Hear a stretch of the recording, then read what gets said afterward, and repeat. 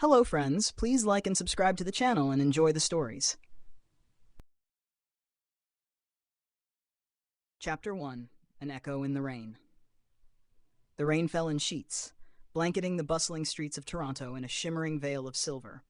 Neon signs flickered their colors across the wet pavement, illuminating hurried footsteps and rustling umbrellas. Among the crowd, Mira stood, her coat drenched, clutching a broken umbrella. She glanced at her watch, its glass fogged with condensation. Late again. She sighed, brushing her wet hair from her face, and turned into the small cafe on the corner. The scent of freshly ground coffee and warm pastries enveloped her, an instant comfort.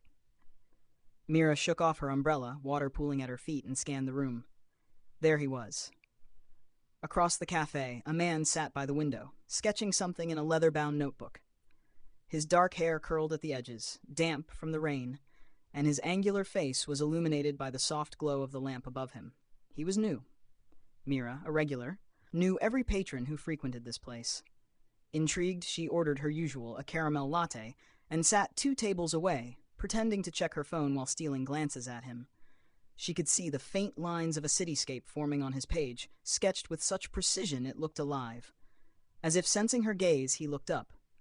Their eyes met, and for a moment the world outside the cafe faded.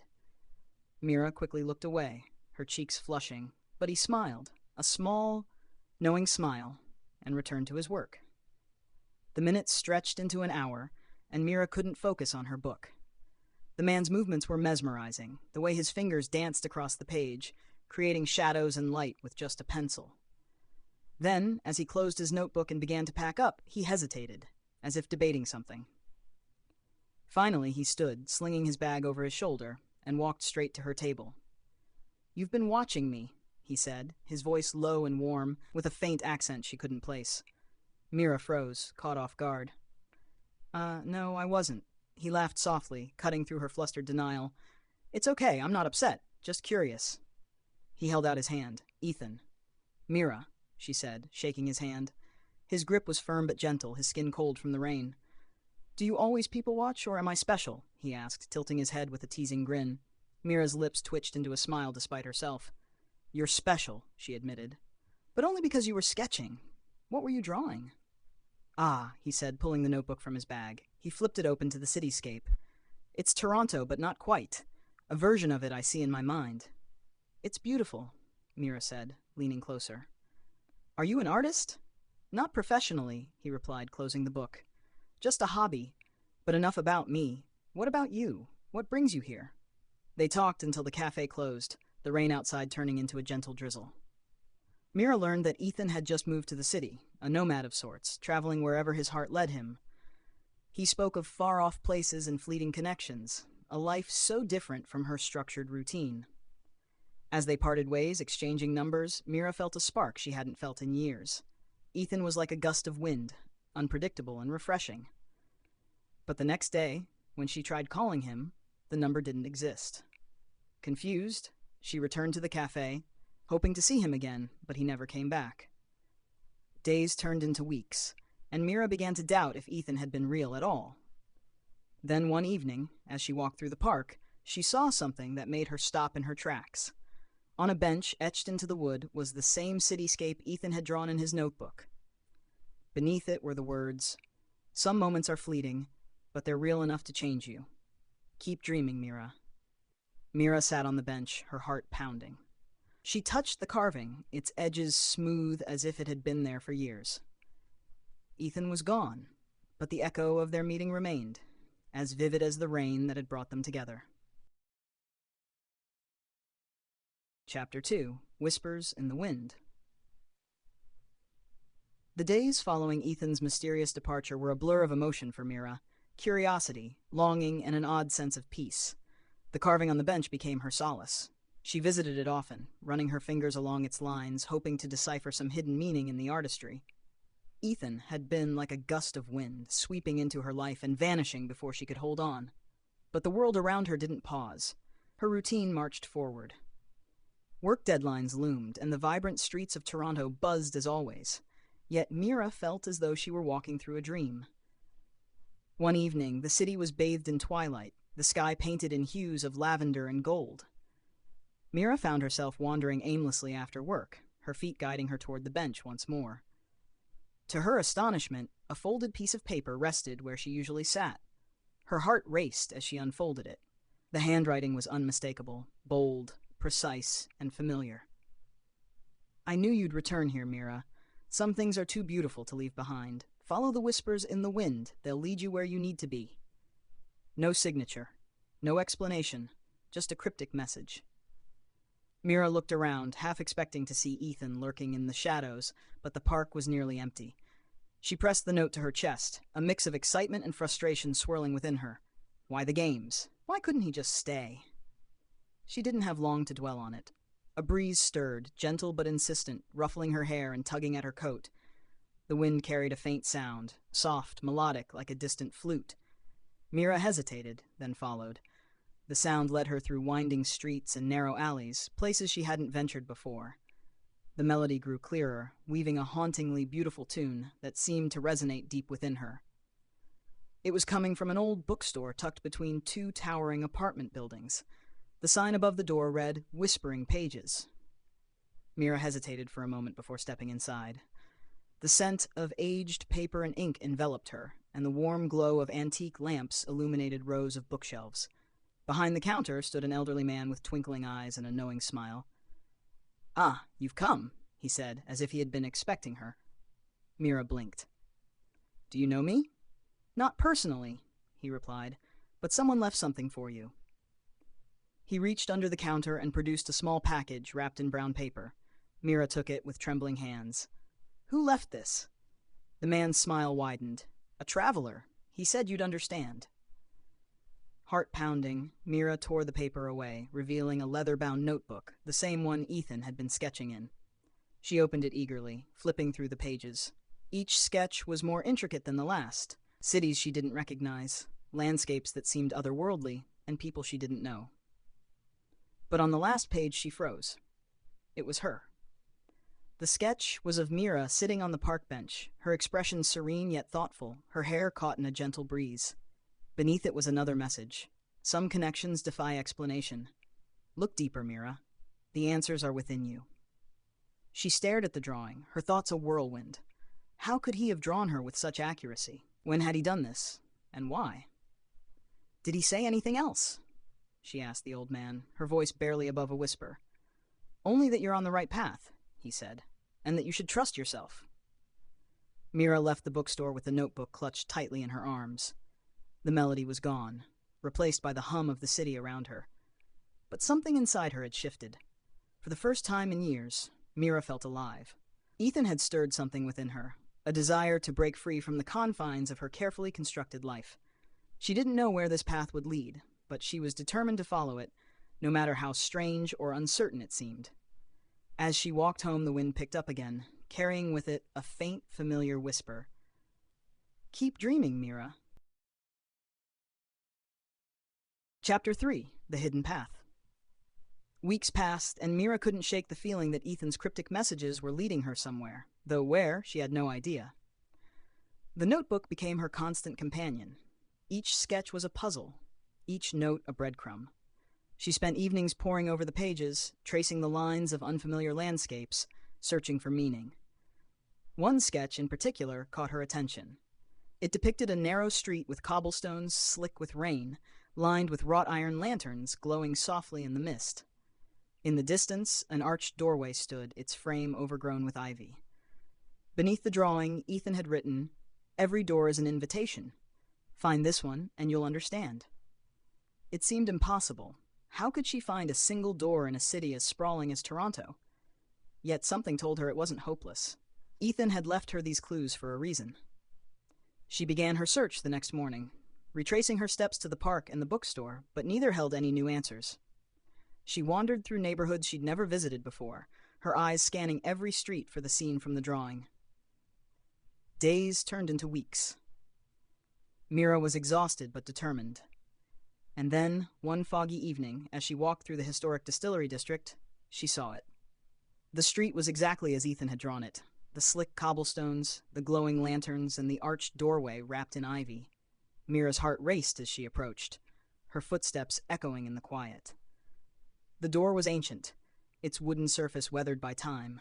An iron knocker shaped like a lion's head glinted in the soft light. Mira hesitated, her breath catching in her throat. What if this was just another dead end?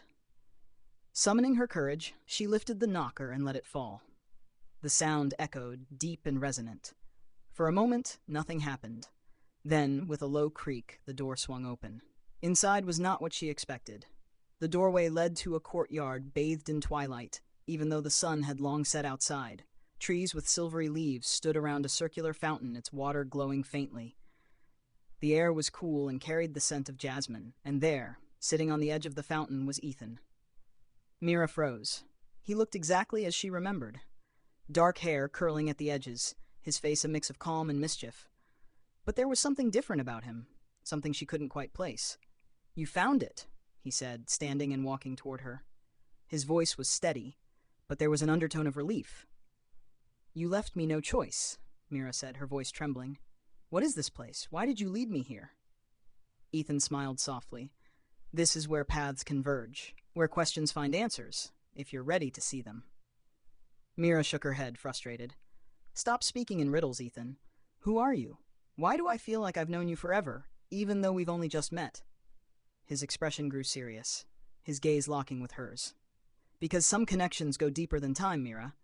You and I have crossed paths before, though not in this lifetime." Her breath caught. "What are you saying?" "I'm saying that you were meant to find me. To remember, to choose." "Choose what?" He stepped closer, his voice dropping to a whisper. "To stay in the life you've always known, or to step into something extraordinary. But you have to want it, Mira. Truly want it." She stared at him, her mind racing. It sounded absurd, impossible. And yet, standing here in this otherworldly courtyard, she felt a pull she couldn't deny.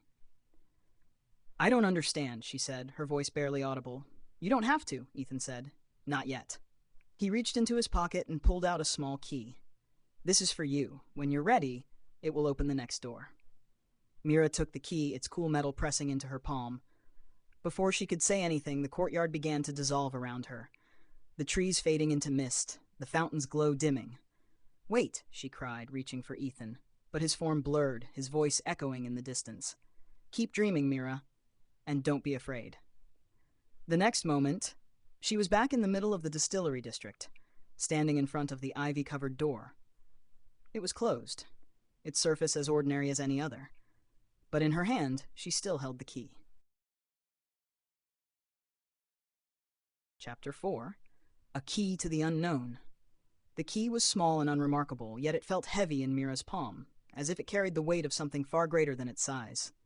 She turned it over in her hand, studying the intricate design etched into its surface, a swirling pattern that seemed to shift under the moonlight.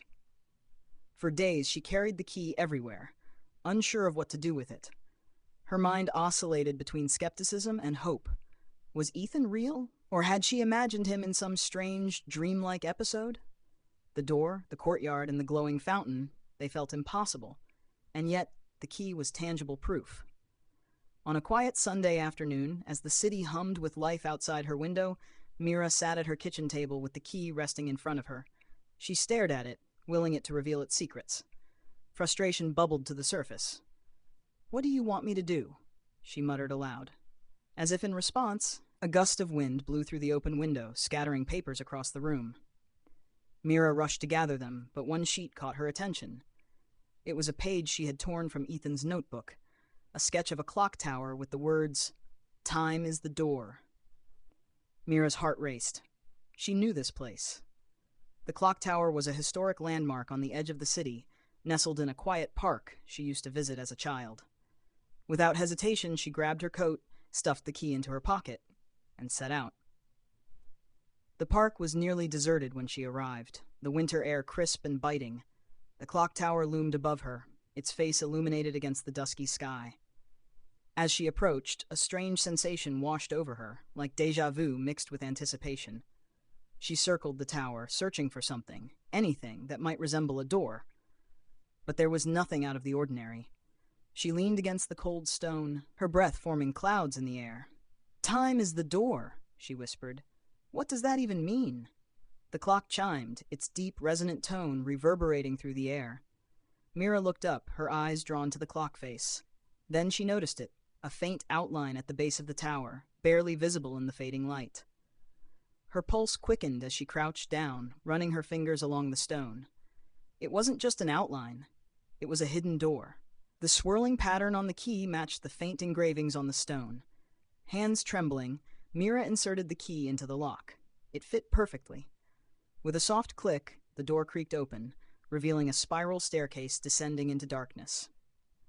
The air grew colder as Mira descended, the dim light from the staircase fading into shadows. She gripped the rail tightly, her footsteps echoing in the confined space. After what felt like an eternity, she reached the bottom.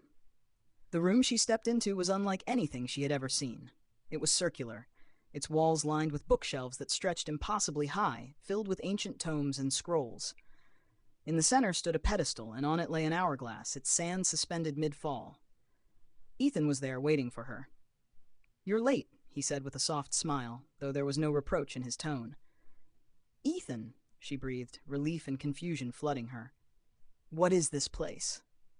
"This," he said, gesturing around them, "is a nexus, a place where possibilities converge, where choices ripple through time and space." Mira's brow furrowed. "I don't understand. Why am I here?" "Because you're meant to be," Ethan said, stepping closer. "Every life has turning points, Mira. Moments where the choices we make shape not just our future, but the very fabric of reality. You've reached one of those moments." She stared at him, struggling to process his words. "And what am I supposed to choose?" Ethan picked up the hourglass, holding it between them. "This," he said, "is your life as you know it. Every grain of sand represents a moment, a memory, a possibility. But there's more beyond this hourglass, more than you can imagine." He extended it toward her. "The choice is yours. You can stay in the life you've always known, safe and certain, or you can let the sand fall, step into the unknown, and discover what lies beyond." Mira hesitated, her gaze shifting between Ethan and the hourglass. She thought of her quiet, predictable life, the routines, the safety, the comfort of the familiar.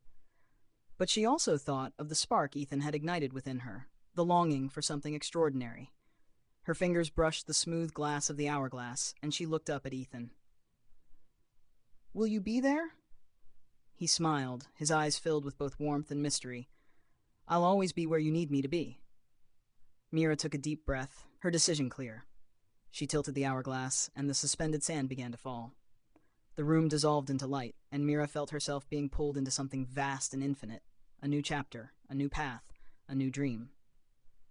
And through it all, Ethan's voice echoed softly. "Keep dreaming, Mira." Chapter 5. A World Rewritten. When the light faded, Mira found herself standing in an open field under a vast indigo sky. Stars glittered above, impossibly bright, and the air was alive with a sense of wonder.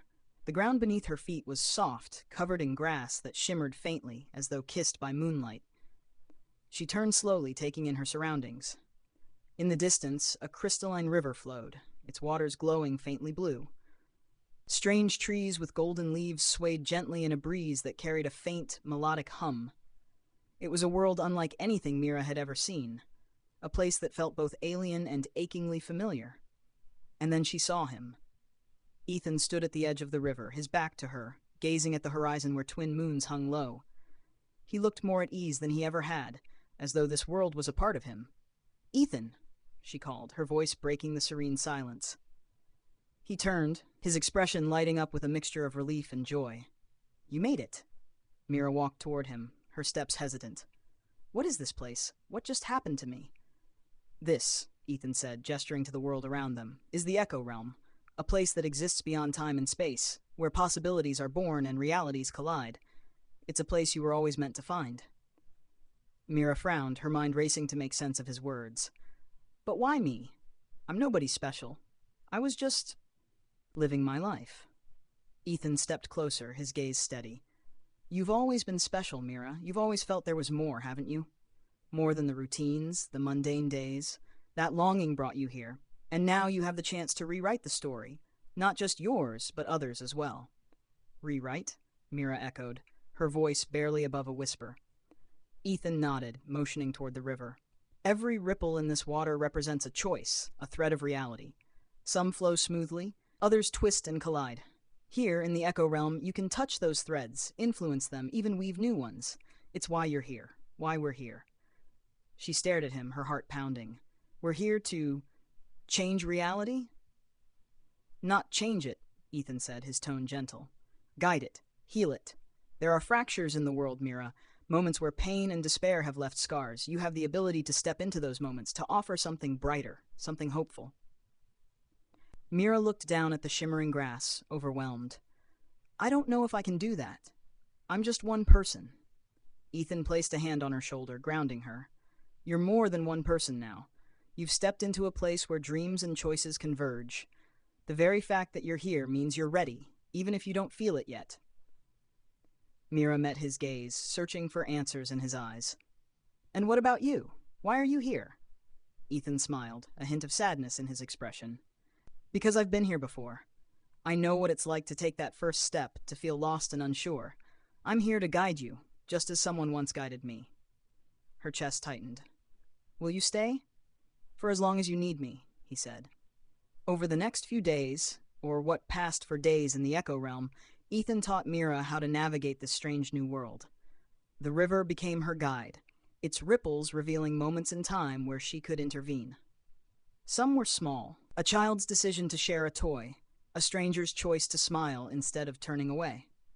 Others were monumental, a leader's moment of doubt before making a choice that would shape nations, a person standing at the edge of despair, deciding whether to take one more step. Each time Mira touched a thread, she felt a surge of energy, a connection that flowed through her like music. The Echo Realm responded to her actions, the shimmering grass growing brighter, the golden trees singing in harmony. But as Mira grew more confident, questions lingered in her mind. Who had created this place? Why had she been chosen? And what would happen if she wanted to return to her old life? One evening, as she sat by the river, she turned to Ethan. You've done this before. Did you ever go back?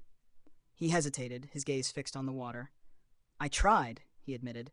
But once you've touched this place, the old life feels smaller. It's like trying to fit the ocean into a teacup. Mira's heart sank. So there's no going back? Ethan looked at her, his expression unreadable. You can leave the Echo Realm if you choose, but the question is, would you want to? Or will you find that this purpose, this connection is where you truly belong? Mira stared at the river, her reflection rippling in its glow. She thought of the life she'd left behind, the comfort of her small apartment, the warmth of her favorite cafe, the predictable rhythm of her days. But she also thought of the spark she'd felt when she turned the hourglass, the thrill of stepping into the unknown. I don't know, she said finally. I don't know what I want. Ethan smiled softly. That's okay. The answers will come when you're ready. Until then, just keep dreaming, Mira.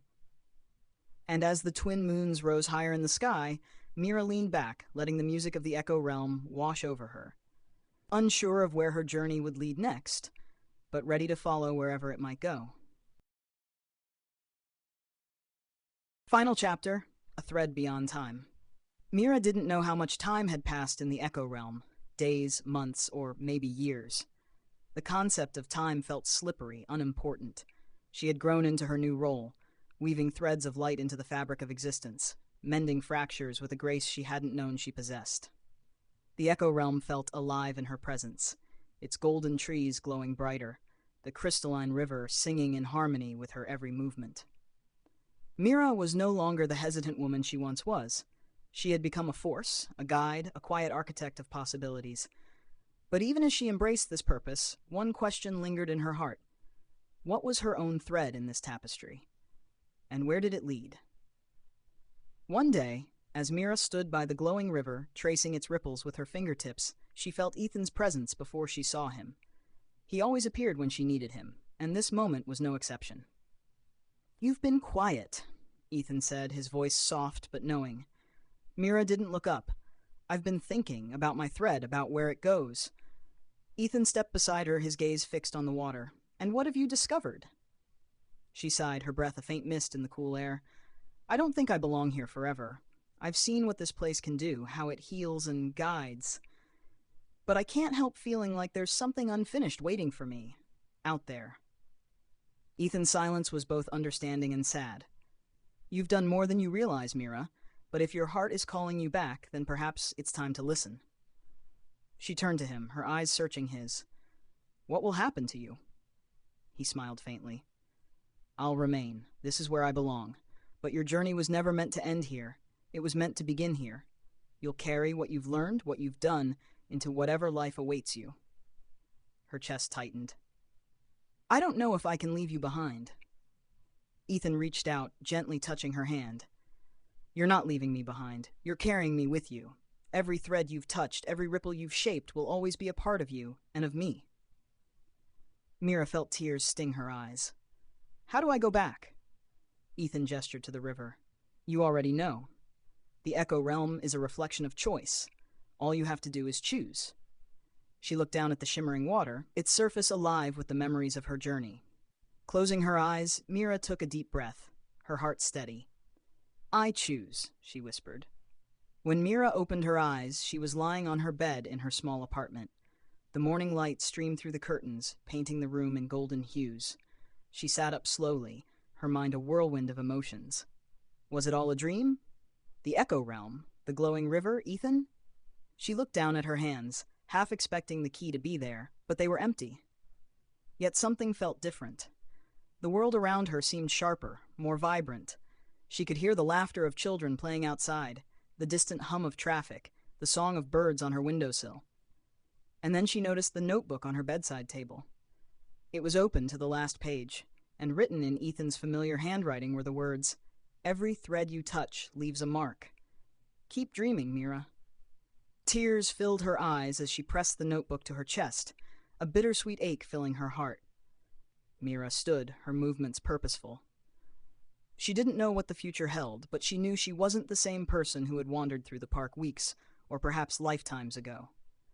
She had been to the edge of possibility, had touched the infinite, and had returned. And now, as she stepped out into the world, she carried the Echo Realm within her. A quiet strength, a deeper understanding, and the faint echo of Ethan's voice always guiding her. For the first time in her life, Mira felt truly alive, and her story, she realized, was just beginning.